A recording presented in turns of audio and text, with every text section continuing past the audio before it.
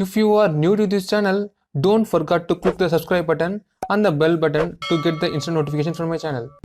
வணக்கம் ஃப்ரெண்ட்ஸ், இன்னைக்கு நம்ம என்ன பார்க்க போறோம் அப்படின்னா ஒரு இன்விசிபிள் ஃபோல்டர் விண்டோஸ் 10ல எப்படி கிரியேட் பண்றது அப்படி தான் பார்க்க போறோம். ஸோ வாங்க வீடியோக்குள்ள போகலாம்.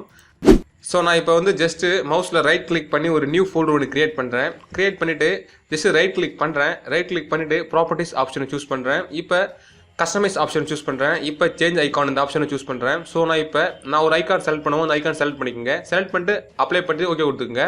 இப்போ பார்த்தீங்கன்னா உங்களுக்கு தெரியும் அந்த ஃபோல்டர் வந்து பார்த்தீங்கன்னா இன்விசிபிள் ஆயிடுச்சு. இப்போ ஃபோல்டர் வந்து பார்த்தீங்கன்னா ரீநேம் பண்ணணும். ஸோ வந்து பார்த்தீங்கன்னா அந்த ஃபோல்டர் ரைட் கிளிக் பண்ணிவிட்டு ரீநேம் ஆப்ஷன் செலக்ட் பண்ணிக்கிறேன்.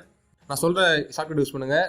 Alt 0160. இப்போ வந்து பார்த்தீங்கன்னா நேம் அந்த டைப் பண்ணுற இடத்துல வந்து பார்த்தீங்கன்னா எதுவுமே இருக்காது. ஸோ அப்போ வந்து பார்த்தீங்கன்னா நேமும் இன்விசிபிள் ஆயிடுச்சு, ஃபோட்டோ இன்விசிபிள் ஆயிடுச்சு. ஸோ யாராலுமே வந்து பார்த்தீங்கன்னா கண்டுபிடிக்க முடியாது.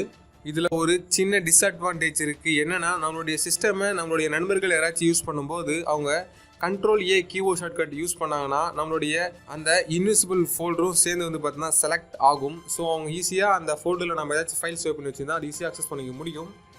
ஸோ நான் இப்போ இதை எப்படி செக்யூராக ஹேண்டில் பண்ணுறதுன்னு சொல்லித்தரேன். நான் இப்போ சாம்பிளுக்காண்டி ஒரு சில ஃபைலாக வந்து பார்த்தீங்கன்னா செலக்ட் பண்ணிவிட்டு அந்த இன்விசிபிள் ஃபோல்டரில் பேஸ்ட் பண்ணுறேன்.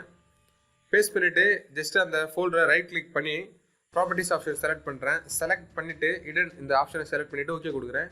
இப்போ என்னுடைய ஃபைலில் வந்து பார்த்தீங்கன்னா செக்யூராக இடன் ஆயிடுச்சு.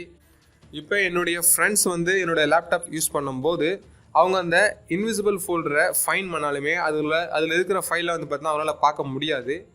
ஏன்னா நம்ம அதை இடன் பண்ணி வச்சுருவோம். இப்போ அந்த ஃபைலை எப்படி வியூ பண்ணி பார்க்குறதுனா ஜஸ்ட் வந்து பார்த்தீங்கன்னா வியூ ஆப்ஷனை வந்து செலக்ட் பண்ணிவிட்டு இடன் ஃபைல்ஸ் வந்து பார்த்தீங்கன்னா கிளிக் பண்ணி விடுங்க. கிளிக் பண்ணி விட்டாலே வந்து பார்த்தீங்கன்னா நம்ம இடன் பண்ண வச்சுற ஃபைலில் வந்து பார்த்தீங்கன்னா ஷோ ஆகும். ஸோ நம்ம இப்போ வந்து பார்த்தீங்கன்னா நம்மளுடைய செக்யூர் ஃபைல் வந்து பார்த்தா ஈஸியாக ஆக்சஸ் பண்ணிக்க முடியும்.